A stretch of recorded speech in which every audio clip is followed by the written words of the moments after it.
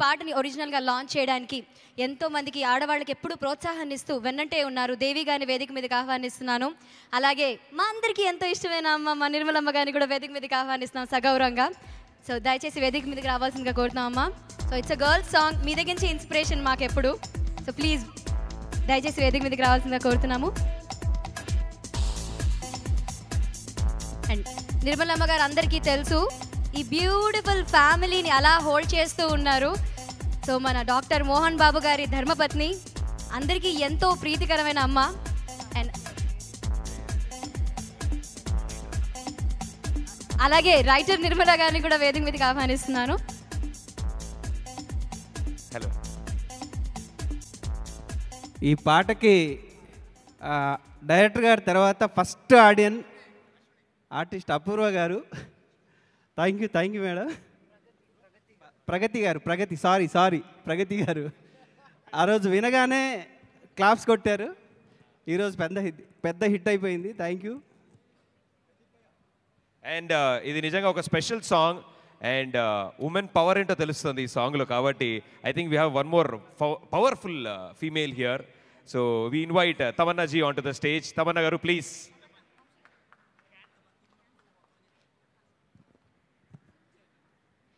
Okay, మరి next మన beautiful heroine పిలిచేసారా మీరు? నాకు తెలుసు అమ్మాయిని పిలిచే అవకాశం నాకు అస్సలు ఇవ్వరని. మీరు అటు వెళ్ళగానే చూసామండి. Warm welcome sweetheart. Welcome Tamannaah ji, welcome. Hello please. So I think చాలా స్ట్రాంగ్ ఉంది ఉమెన్ పవర్. మీరు కూడా ఇటే ఉండండి, నేను కార్నర్లో ఉంటాను.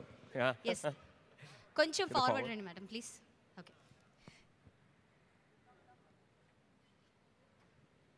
సో మీ అందరి చేతుల మీదుగా ఏందిరో సాంగ్ లాంచ్. సో ఇద్దరు నిర్మలమ్మలు ఉన్నారు మనకి ఇక్కడ.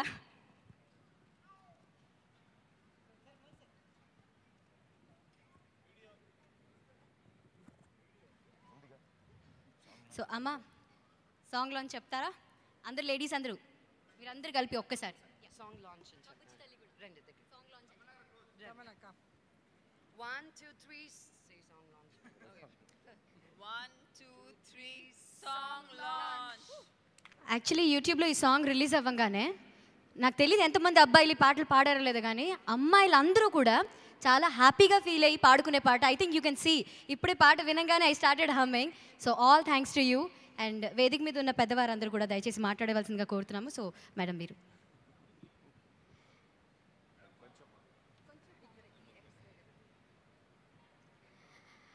అందరికీ నమస్కారం. సాధారణంగా మాలాంటి వాళ్ళని ఛానల్స్లో చూస్తుంటారు.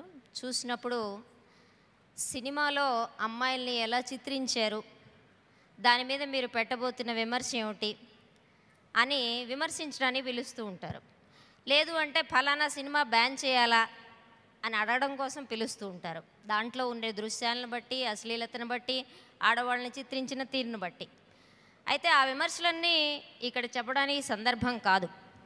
ఇక్కడికి మేమెందుకు వచ్చాము అనేది సందర్భం. నేను కానీ నిర్మల గారు కానీ రోజువారీ జీవితంలో ఎంత చేదు వాస్తవాల్ని, ఎంత కఠోరమైన జీవితాల్ని మేము చూస్తూ ఉంటామంటే, ఆడవాళ్ళ జీవితం అది రోజు ఒక పోరాటం. బ్రతకడానికి, బ్రతుకున్నానని చెప్పుకోవడానికి.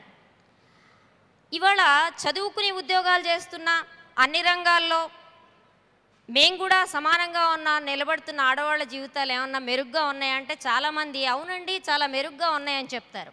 అన్ఫార్చునేట్లీ ప్రపంచం అట్లా లేదు. మగవాళ్ళు రాజ్యం వెళ్తున్న పబ్లిక్ ప్లేసెస్లో, ఆయా రంగాల్లో ఆడవాళ్ళు ఎప్పుడు బయటకు వచ్చి నిలబడినా, మాట్లాడినా, వాళ్ళకి సవాలు విసిరినా తట్టుకునేంత ధైర్యం మగవాళ్ళకి లేదు, చాలా స్పష్టంగా లేదు.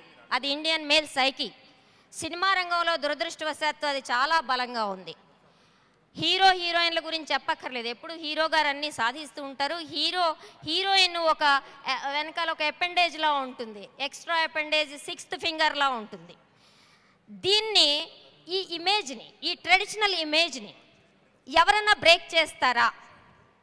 నిర్మాణ రంగంలో, డైరెక్షన్లో, యాక్షన్లో, ఏ రంగం కావచ్చు బ్రేక్ చేస్తారా అని ఎదురు చూస్తూ ఉంటాం.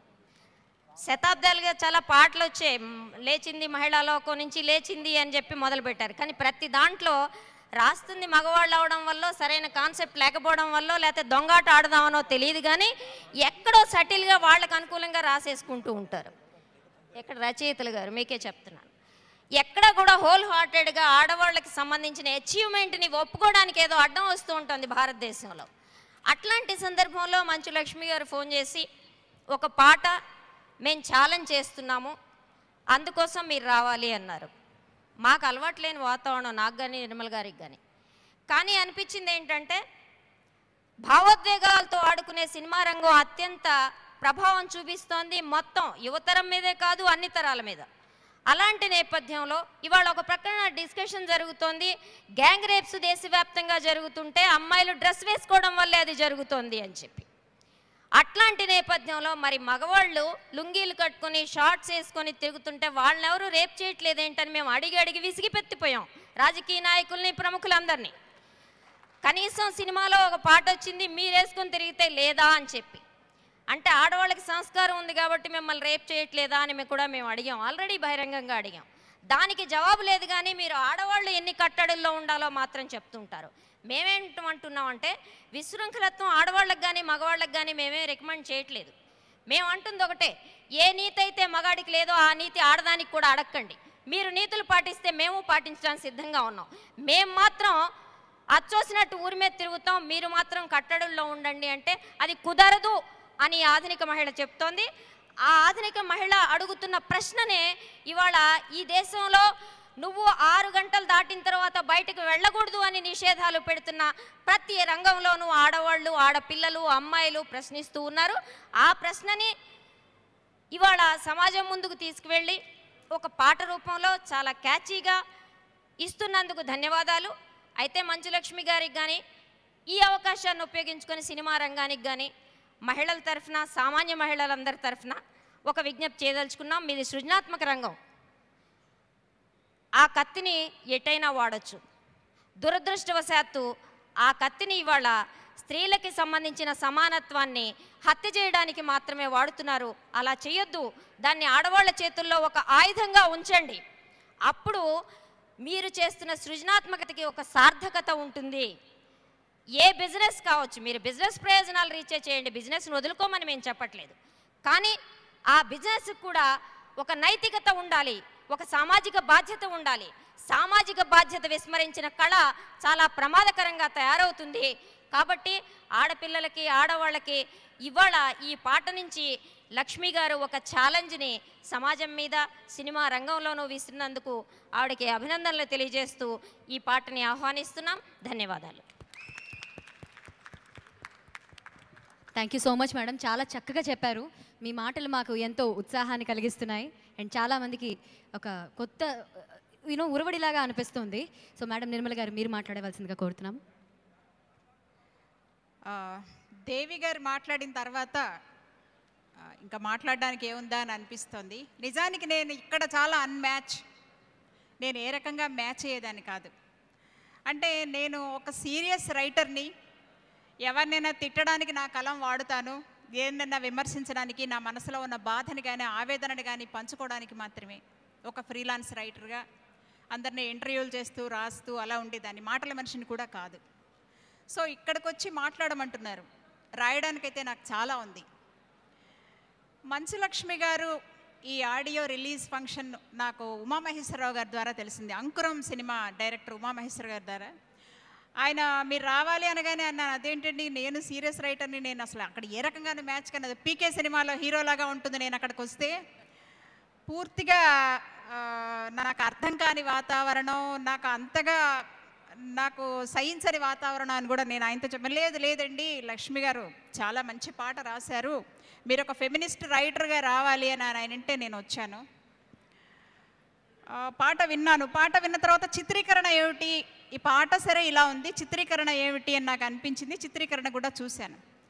నేను అబ్జర్వ్ చేస్తున్న సినిమాల్లోనూ ఛానల్స్లోనూ కూడా కేవలం ఒక బిజినెస్ మ్యాన్ జీవితం, బిజినెస్ విమెన్ జీవితం మాత్రమే ఉంటుంది. మధ్యతరగతి మహిళలు కానీ మధ్యతరగతి పురుషులకు కానీ చాలా సమస్యలు ఉన్నాయండి.